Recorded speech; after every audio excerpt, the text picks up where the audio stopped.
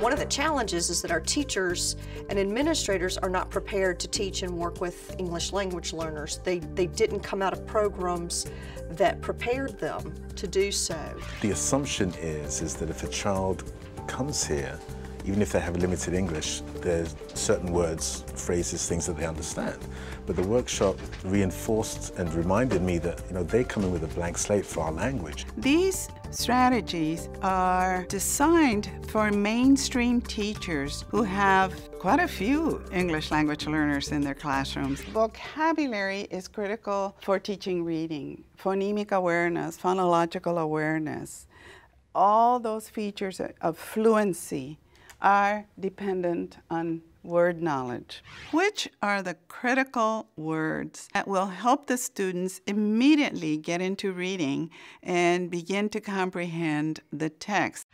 So what I would like for you to do is I would like for you to ping pong with your partner across from you at the table.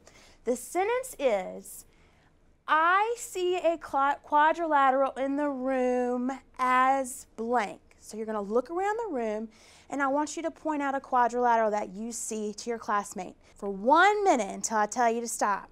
Go.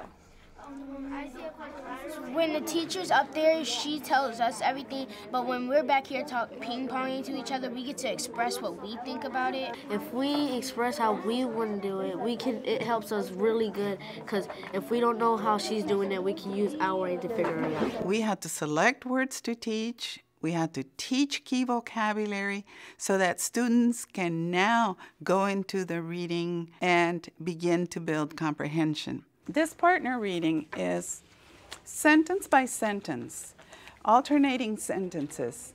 Buddy number 1 will read one sentence, buddy number 2 will read the sentence, and then we go back and forth, back and forth. Conclusion, consequence.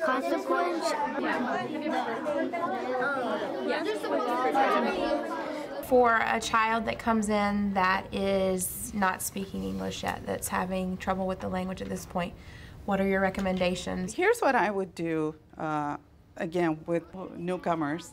She'll be sitting in the middle, and at first, maybe for a week or so, they'll be reading 1, 2, 1, 2. She'll be tracking. Then the following week, you'll see her lips start to move. What?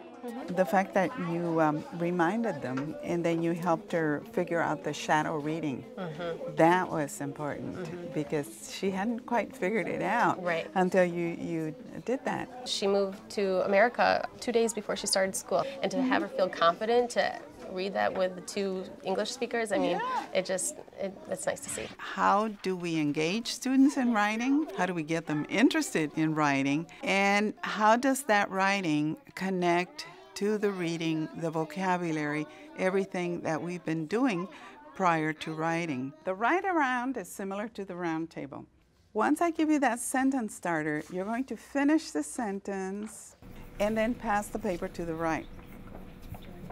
What's the purpose of the write around? What I saw is, 1, collaboration again, but 2, also reading what somebody wrote, understanding what somebody wrote, and making sure that what you wrote had that connection with it, but at the same time, ensuring that the vocabulary that we just learned was incorporated in what I was about to write. My teachers used some of the strategies that they recently learned in a session with Dr. Calderon, and I'm just very pleased. I'm very excited as the principal to see them working and engaged at such a high level. The teachers were really providing rigorous instruction to the students, and the students were giving back and they were engaged. So they're not just strategies that the teachers are going to keep within their 4 walls, but it's things teachers can now take and use and share with one another.